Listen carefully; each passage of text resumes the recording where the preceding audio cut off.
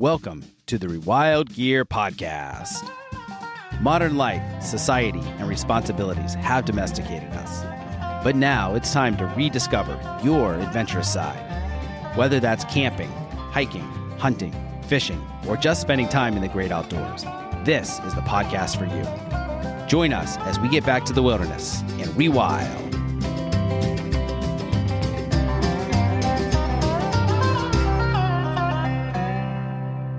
All right, we're back at the Rewild Gear podcast. What number is this? Is this 3, 4, 5? 4? I don't know, something like somewhere, that. give or take I'm not a few. sure. Considering we're here and we're ready to rock and roll. All right, Dave. Yep. So welcome do it. back. It's good to be back, man. Hey, we're back at the Rewild cabin. It's always good to be here.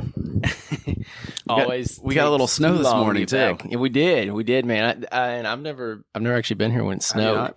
It's gorgeous. Yeah, it's fantastic. I mean, it looks like something out of a winter wonderland. Josh and I have been here when there's been quite a bit of snow, probably 4 or 6 inches or something like that, and did Gosh, a that's big awesome. hike around. It was Yeah. fantastic. Yeah, nothing like hiking around. Oh my gosh, in the yeah, snow. I know. It's good. Good blood trails too that way. Yeah, exactly. Hopefully, we'll see. So we're up here to do a little bit of hunting, like the very, very late season hunt. This is the last weekend Yeah. for bow season, and so far we haven't seen anything yet. No, it's been quiet. I've never actually hunted this late in the year. I haven't either. And I mean, we kind of put this together last minute, really. But yeah, I don't think either one of us really knew what to expect. I mean, the woods are just so different this time of year. Yeah, I mean we're way past the rut. Yeah. Deer, they're just they're bedding down a lot more and just Yeah. sticking to your food, and they're not running around like they are during early season. It's just such a different time. And I mean, I don't think really either of us had much expectation of what to see. Just always good to get out. Well, my expectation this morning is to drink a lot of coffee. Which we're currently doing and enjoying Yes. thoroughly. Yes, after some phenomenal eggs and sausage for breakfast. Oh my gosh. So good. That sausage. So that sausage was left over from a hunt that I did in Texas just over a year ago, and that was yeah. that was an axis deer, which in my opinion is the best venison. It was so good. so good. I mean, even the way they seasoned it was delicious. A little spicy. Make some more. Yeah, for sure. Where in Texas? What was the name of that? It was this little town. Actually, it wasn't even a town. It was a ranch. It was about an hour outside of Austin. Oh, cool. Okay. Yeah, because I flew into Austin for it. Nice. It was a lot of fun. A ton of places out there. Texas Hill Country, a lot of great hunting out Yeah. there. It was like 2,000 acres that we were on. That's awesome. Yeah, so it was nice. I got a Sika and an Axis, and they both are delicious. How far out did you take those? Like your shot? Distance-wise? Yeah, roughly. The Axis was about 105 yards. The Sika was 75 or so. Just such an interesting terrain out there. It's just so different from like hunting this area. Yeah, back east is definitely. Yeah, it's so different. Yeah, for sure. All right, well, we're not here to talk about hunting today. It's too easy to. It's too easy to, man. We could, for sure, but I think we want to talk a little bit about Rewild and where we're going, and launching a direct to consumer outdoor. It's getting exciting, company. man. Yeah, we're moving along. The first product, and the one I think we're all most excited about is the knife, the Gasper 4. The Gasper 4, as we're official. calling it. It's Yep. official. Let's talk a little bit about kind of the knife creation process and how we've iterated on that, and the fun and obsessing project it's been. well, because the knife creation, that's kind of how this whole project got started. Yeah. Because we were sitting around a campfire multiple times, comparing knives and what we liked and didn't like about them. Yeah, and I mean what we've do done it for differently. forever. You know what For I mean? years. Like Yeah. I'm trying to think when we first kind of talked about this. I don't know. It's been a long time. I specifically remember, I think it was up at Red River Gorge. Me and Adam and Josh. I don't even think you were there. Probably not. This would Probably have been somewhere around 2008, 2009. Wow. Maybe? I would have been a senior or just finishing. Yeah. Yes. In high school. Yeah. a something. long time ago. Maybe you were there. I don't know. This, but sitting around a campfire and just talking about knives, like, I like this knife. Oh, I would do this differently. Right. And then I remember like Josh and I sit on vacation one time. We were in Florida. We were talking about diving knives. Oh yeah. And how we would create our own and what it would look like in the materials. The kind of steel you'd use. Yeah, exactly. And then every time we're at deer camp, we're always sitting around the fire, drinking Jaeger, comparing knives and basically in our heads creating our own knife. Yeah. And so that's kind of where the concept came from. And like, hey, what if we made our own? And it's kind of evolved from there into a much bigger project. Bigger but process. the knife is still kind of like the signature it's like the product. flagship. Yeah, the flagship for Rewild product that we're the most excited about and that we plan to launch with. So yeah, it's been cool. I mean, just the whole process of taking this idea and slowly seeing it like come to life. Yeah. I mean, it's been super cool just making these tweaks here and there and doing the 3D prints and, I think all of us coming into this kind of had an idea about like a knife that we wanted to start from. Yes. Kind of that was our signature knife or the one that we carried the most or really liked. What would you say was the place where you were coming from? Yeah, that's a good question. When I think about a knife, it's something that I want to be able to use and enjoy using. So whether you want to say it's user friendly, that means different things to different people. Yeah, exactly. So, kind of my approach with it was, I had kind of these dimensions in my head of, how the length of the blade, the length of the handle, and really just honing in on that. And here's the thing too that's been interesting is something that I thought I would like. Yeah. Once we actually put it on paper or started designing it, it's like, oh, actually, I don't think I like it. Give me an example of that. Let me think. What's a good example? So initially, I thought I would like the handle a little bit different. Okay. Yeah. As far as the shape or the contours or what? Both. Okay. I thought I would like it a little more rounded than I actually do. And even just the contour, I thought I would like it less contoured. So we've got some of our 3D printout models here that we can look at. So give me an example of what you're talking about. So for instance, how this is pretty contoured to your hand. It's got, a really nice grip. Yep. And it has a little bit of roundedness to it, but not a ton. So it's preventing hot spots. Yeah. I really thought just from other knives that I've used and own, and I thought I would like a much rounder handle. But once I actually put my hand on this and we've kind of tweaked it and honed it in. Yeah. It's really nice. I mean, it feels really good. So I would say that's one. The blade profile has, I love it. Yeah. I think it looks awesome. Even just the width of it, it's got enough belly. So it's so it can be a slicer as well as for carving, exactly. or for whittling, or if you want to basic scan camp tasks. It's fantastic. Because we should say that like this is a general all around camping knife that's good for so many different things. It's just basically we're trying to create a knife that is like a cross trainer, if you will, or something that can serve double duty for a lot of different things. It's not specifically a hunting or a skinning knife. It's not specifically like a bushcraft or like a survival knife. It's general all around, all tactical knife. Yeah, it's not. It's just a drop point blade, pretty much a flat grind, a somewhat of a contoured handle. So it's. I think what's been cool too is everyone's perspective on it and just like shooting it back and forth of like, what if we did this? What about that? Just because I think each of us has a little bit different approach and a different perspective. Adam likes them a little more outlandish. Might not be the most usable at times, but that boy loves his knives. Josh gets super nerdy about the steel. Yeah. He finds these obscure ones and like, what do you think about what was that new one that he mentioned? Oh my gosh, dude! I'd never even heard of this one. Heard of it. I'm like, dude, I don't even know where it's out of. I'm like, this is gonna cost like $100 just for like, for like half of the blade. I don't think we can use that one, dude.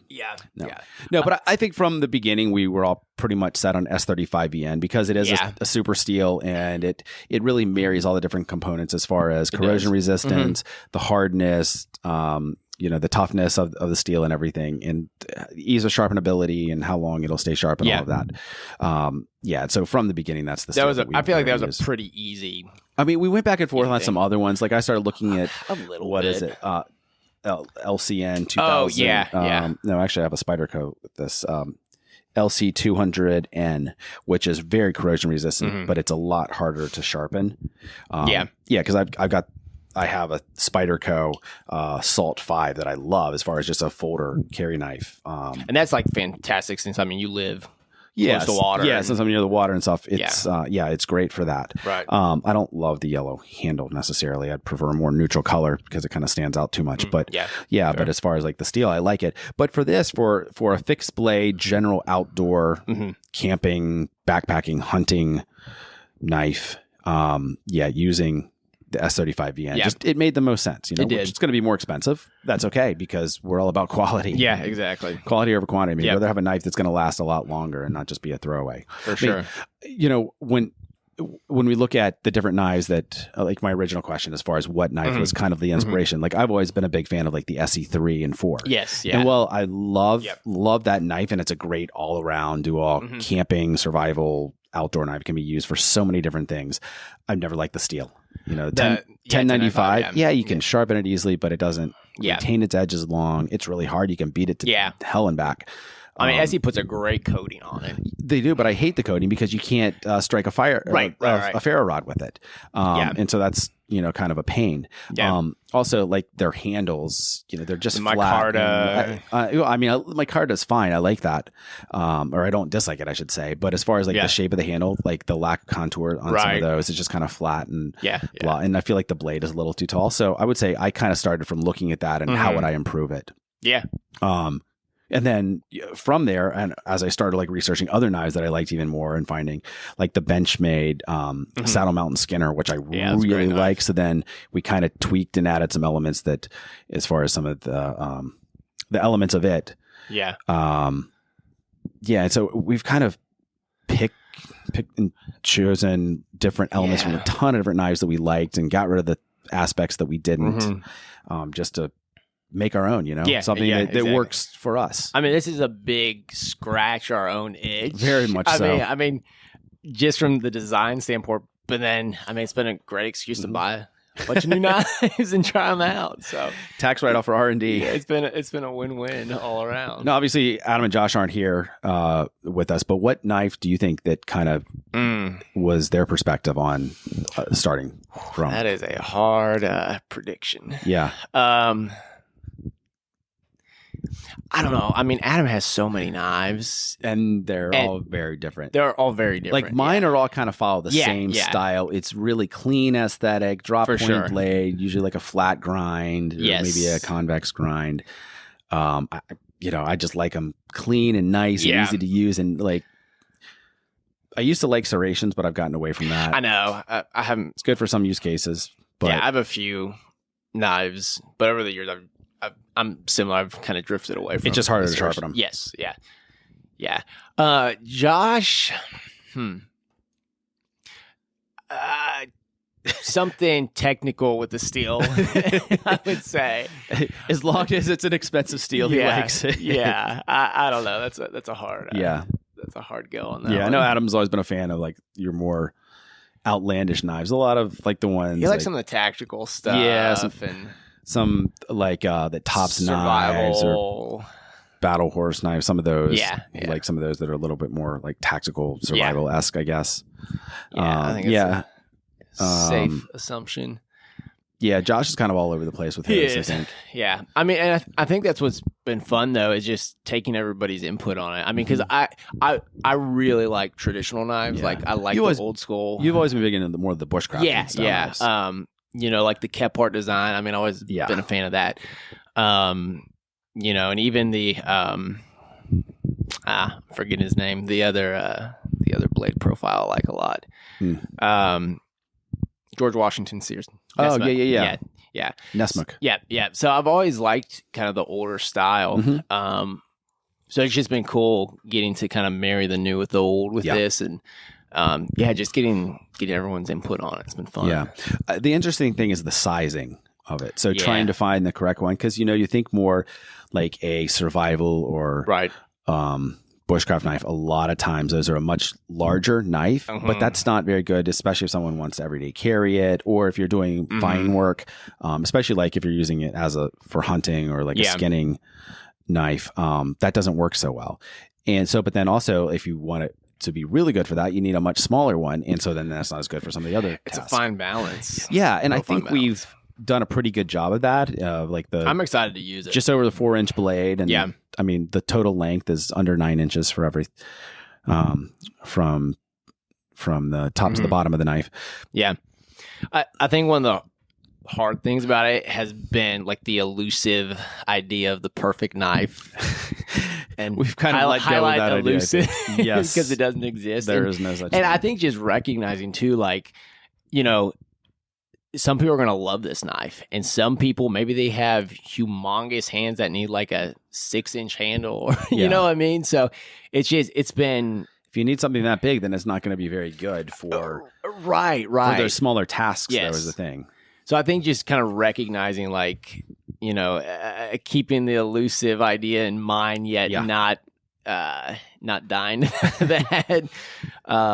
But I mean, which has been, cool with the process of it. It's been a lot of fun. Gotcha. What's your current favorite knife right now, outside of our own? Current outside. Oh man, it's on the spot. Yep. So okay, I'll put it this way. I would say the knife I use the most currently is, I really like my SEPR4. Okay. Patrick Rowlands, I thought, did a nice take of Kepart's design. Yeah. Do you like the handle on that? So that's been a point that a lot of people do not like with it. I feel like I get hot spots with that handle. So there are some improvements to it that I would do. I would make it just a smidge thicker. Okay. And they did the handle thicker or the blade? The handle, yes. Okay. Yes. Just so you have a little bit more. I think it would reduce hot spots a little bit. Yeah. So they did that handle style. They have another knife. It's the JG5, which is more like a Nesmix style knife, and they have a similar handle. And I don't have that one, but I've heard that the handle is a little bit thicker, and so it has reduced hot spots. Got it. So yeah, I mean, like we've been talking about, there are some things that I would improve, personal preference, but I would say that's probably the one I use currently. Got it. Okay. How about you?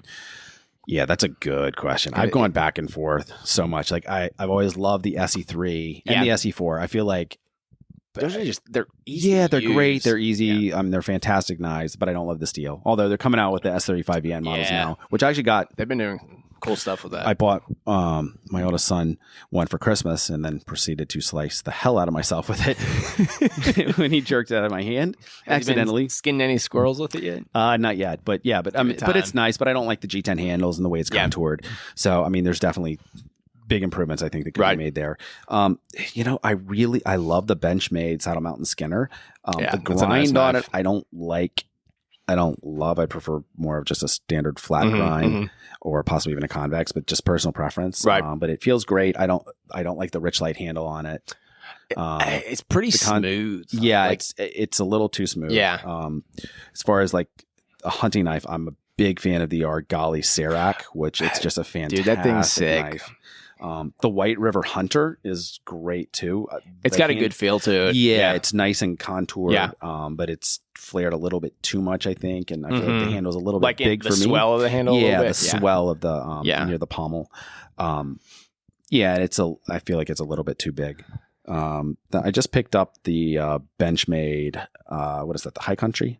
I think that is. It's a new hunting knife, and it's okay. I like the jimping and everything. It's a good sized blade. I'm not sure what I think about the handle so far. Yeah. So, I've been influenced by a lot of different knives, but they're all kind of that same general drop point profile. Right.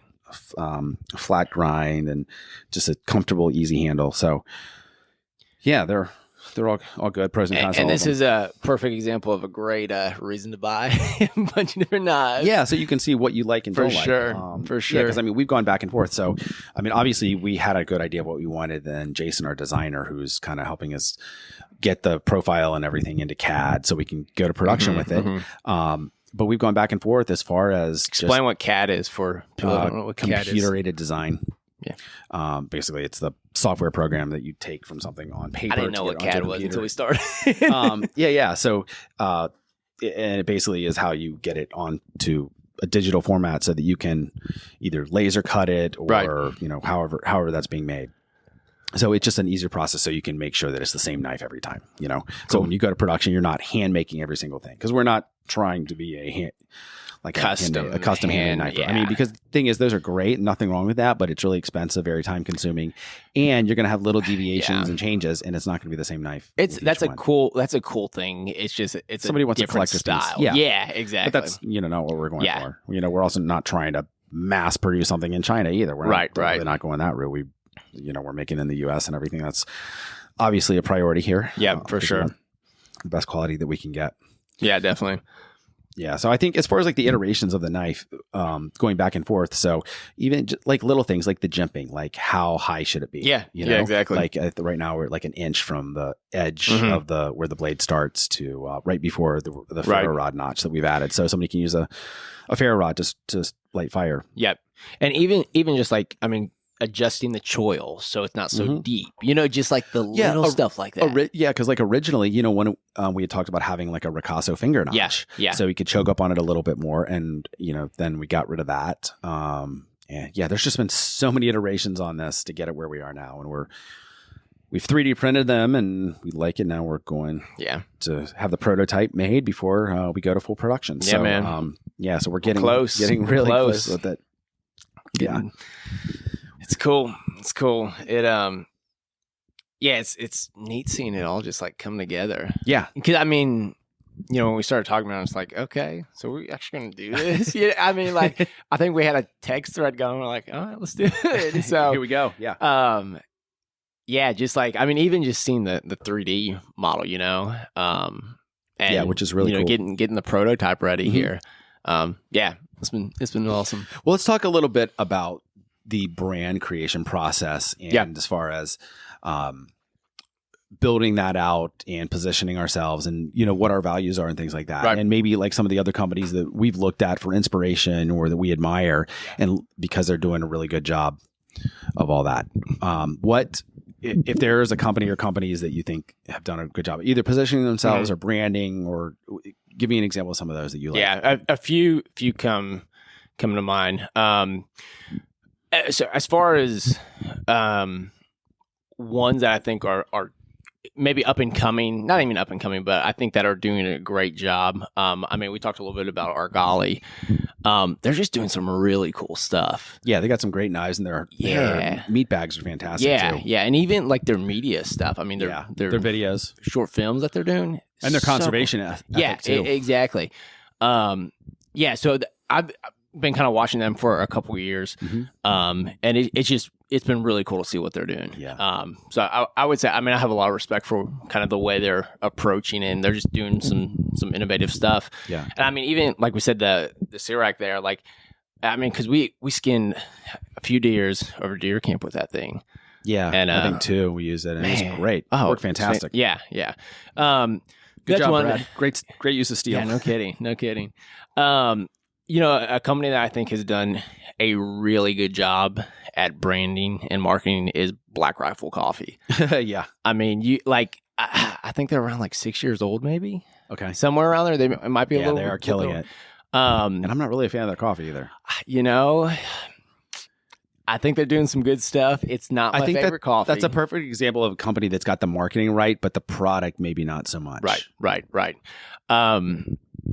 Yeah, I mean, the crazy thing is, I mean, you have some huge names that are touting, and what the behind the scenes stuff is for that, I don't know, obviously, but I think they've positioned themselves very well. I mean, they've grown a lot. I think they've got like 200 employees now. Wow, yeah, that's big, yeah. And I mean, I feel like they've done a lot in a short amount of time. Yeah. And it's cool. I mean, they've got the whole veteran thing. So, I mean, they employ a ton of veterans. They give back a ton to veterans. So, I mean, I think they've really done a good job at kind of doing a niche, for what they stand for and who their, target audience is. Yeah. Well, and that's the thing as far as like finding your niche, who your audience is, and creating content and building a brand directed to them. That's definitely the most important thing. Yeah, and there's a lot of companies that create amazing products, but they've just done a terrible job of marketing them, so they're not as well known. Yeah. And I think that's the interesting thing. You'll find like this amazing little company that has like this terrible website, and you're like, this is the best product I've ever used. There's a few like that. Nobody knows about them. Give me an example of one. The Purcell Trench Grill. Purcell, yeah. I mean, it's a fantastic grill, but their website is terrible. And more power to them if that is what they want to do. Like, I respect the hell out of that. Like, this is what you want to do. You do this a little bit. But it's just like, man, like, how many people could be using this grill? Yeah. I think they're hand making them though. Which is a whole nother. That's a whole nother. Another thing. But yeah, I mean that's I would say one that comes to mind. Sure. It's just you got this great product, but like not many people know about it. Yeah. Well, that's the thing. And creating a company that is built to scale. Yeah. So that you've got the product quality right. Yes. You've got the marketing right. You're positioning yourself. And, you're not just like this little obscure thing that no one knows about. But you also don't want just to build it so big so that you're just trying to lose your soul. You lose who you are and your product quality. And you're trying to scale so much and so quickly so that the quality goes out the window. Because you're just trying to hit mass market as much as possible. And we never want to be that. Right. I think to touch on that, we even talked a little bit about that last night. One of our buddies was in, we're just talking about Rewild and Gear, what we normally do. Yeah. And just talking about like, why are we doing this? Why do we want to do it? Yeah. And really just trying to, I think just be transparent with it. Sure. And keeping true to why we're doing it. Which I think typically pretty comes naturally to us, of keeping your head on with it and, moving forward. Quality over quantity. Yeah, exactly. Yeah. Yeah. Yep. Yeah. Like we were having that conversation last night with Mark, the dirty pirate hooker. The infamous name. Yeah. I mean, he's very different than us as far as the types of products that he's interested in, or he wants it cheap. I think he's gotten a shout out each podcast. Yeah, for some reason, because he looks at it. Yeah, because he looks at it different, which is good. It's good feedback. Yeah, for sure. Yeah. Just because we kind of can all get our head in the same place as far as we have to build the best quality thing possible, and no matter the cost. Granted, we also got to realize that there are certain economic limitations there, and that if we build it like the perfect, best material, everything, then nobody may buy it because it's going to cost $5,000 a knife or whatever. But so that's obviously not going to happen. But yeah, having that happy medium there, or that balance of both quality and price, and so that it meets the needs of the consumer we're going after. Yeah, or creating products for, I should say. For sure. What about you? What are some companies you're digging and liking what they're doing? And I've always liked what Patagonia's done. I mean, there's a lot of things about the company that I don't like as much. They're not big into hunting, which obviously, we're not a hunting brand, but we're obviously big hunters ourselves, and are creating products for people no matter what they want to do in the great outdoors. Right. But as far as how they position themselves and how they've grown, which is great. I think they may have gotten too big and have spread themselves too thin at times. Another company that I love who really positioned themselves as far as their niche and just create amazing quality products is Hilleberg Tents. They're just fantastic. Yeah, we're talking about them last night. Yeah, for like 40 years or something, and just some of the best tents on the market. Yeah. Whether it's for camping, for hunting, for just general outdoors, but I mean they're bomb proof. I mean they've used them to summit Everest. You know? Exactly. Just amazing quality tents. So just sticking to that type of quality, that's a really admirable quality to me. Yeah. And I think that's super cool. Like, I think it's a different mentality when you say you're building a brand, because I think the way we're approaching Rewild Gear is like we're building something that we want to be around. Yeah. It's not just like, let's do this for a little bit. Let's just kind of go with it and see where it goes. But like, no, we actually want to build a fantastic and that's the big difference. So coming from a marketing background and seeing the two sides of this equation, you have those who are just brand builders. They want to just build a brand or it's all about the name or the logo or whatever. Right. And then you have the other side who are the direct response guys who just want to create the sales letter, just make all the sales. Yes. The thing is, it's not either or. You need both. Yeah. Yeah. I mean, because those companies that stick around the longest are the ones that build a brand that people know. It becomes a household name. Think Coca-Cola, right? Right. I mean, Coke has become synonymous for soda. Just the name. It's Kleenex as far as tissues. That's a great point. Band-Aid. Right. There's different brands that have become so synonymous with the product that they make that you think of them as one and the same. And I'm not saying that we're ever going to be able to do that because we are more niche oriented. Sure. But at the same time, it's like the mindset within the approach. And then, but also having good copy as far as that's compelling. Yes. That puts your message out there as far as what we're doing, why we're doing it, that resonates with the audience, but not just selling something on fear or scarcity based tactics, which I mean, those can be helpful at times, but that's not how you build long-term loyalty and a good customer base where it resonates with them and they want to stick with you forever. They're just buying it because they're scared of missing out or fear of what's the future or things like that. Right. And so we want to be more aspirational and not just fear based, which I think a lot of like the kind of survival preparation prepper community, they get into a lot of that fear base and scarcity base. Not that there's anything wrong with that, and that's what they want to do, but are those brands going to be around long term? It's hard to say. I think probably not. Because I think we can make a prediction, but I just don't think that is. I think it's safe to say that is not the model for sure we plan on or want to follow. I think when I read great copy, like, I shouldn't feel freaked out like, oh gosh, exactly. I think it should be more inspiring rather than I don't know, the opposite. Right. Exactly. And I mean, I think to your point, I think it's a both, it's not just focusing on one aspect of it, of push all this product, you know what I mean? It's just, it's cool to see some of these big brands and companies and how long they've been around and how they've done it and just their approach to, filling a need. Yeah. Well, and there's also a different ethos when a company hits a certain size, when they just have to keep expanding. I mean, what we call line extension, where they're expanding their product offering so much just to try to maximize their revenue. But and then they lose a little bit of who they are as far as what their goal and their mission is and the types of products that they're creating. Yeah. And I think that's an easy trap to fall into once you hit a certain size. Like, let's take Snow Peak, for example. They've been around for a long time. They make great cookware. We've liked their cookware. We're hopefully coming out with the cookware line as well that definitely is going to improve upon like what they have. But they have so many different products and so many different things. It's like including clothing and they do, don't they? Yeah, they've got stoves and all kinds of different stuff. I mean, it's just so diverse that it's like, okay, who are they? What do they actually do? You know? It's easy to lose track of who you are as you grow and expand. And so just trying to be mindful and to stick with our principles and be very specific with who we are and who our customers are.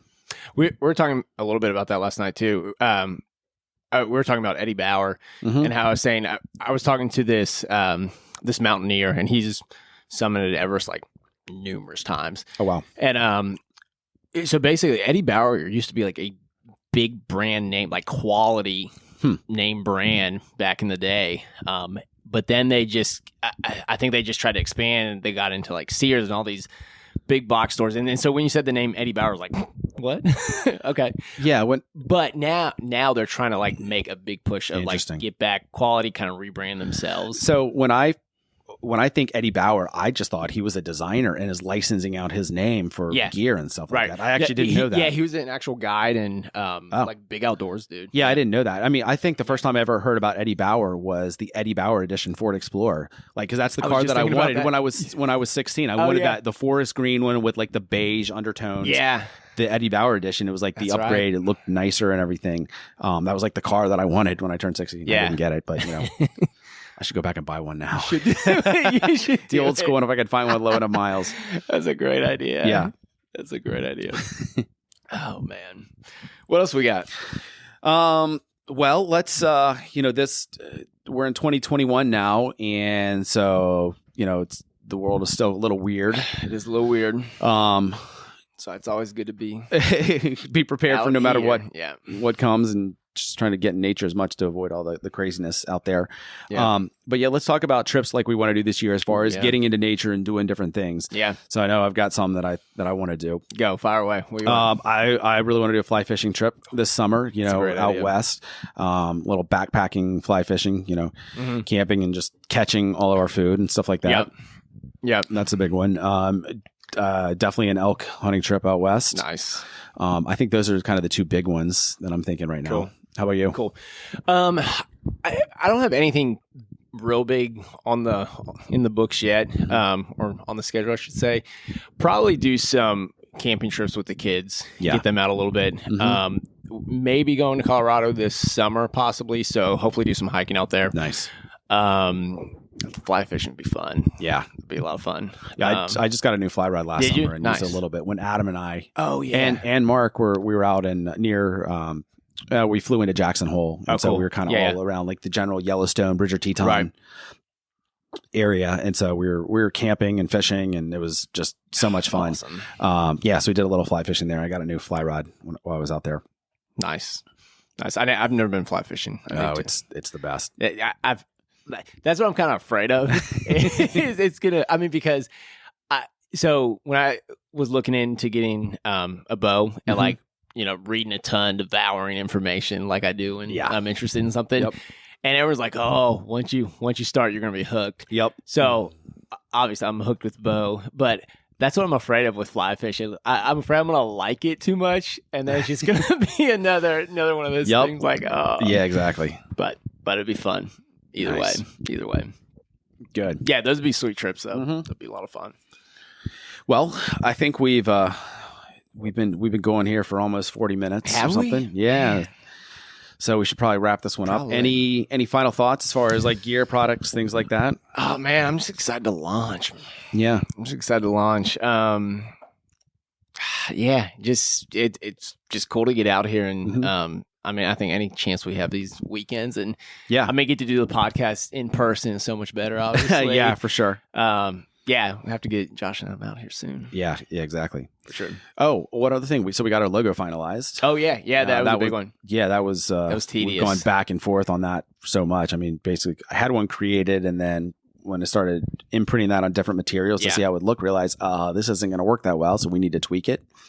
So trying to thank you, John. Yeah, trying to keep the wolf concept as far as like rewilding goes, and so I think we've done a really good job with it, and so it should work pretty well on multiple different mediums and materials and things like that. So that was a big one to so we just finalized that a week or so ago. 2 weeks ago maybe. Yeah, so that's coming along. Should start seeing it here soon. Yep. And so we still got lots of work to do here before launch, and we're going to keep producing podcasts and some other content and stuff like that. Plugging away. Yep. Sounds good. Cool, all right, man. Until next time. Peace. Thanks for listening to the Rewild Gear podcast. You could check out the show notes for today's episode at rewildgearpodcast.com. If you're ready to spend more time in the wild, our line of high-quality, minimalistic outdoor gear can help you do just that. Check us out at rewildgear.com.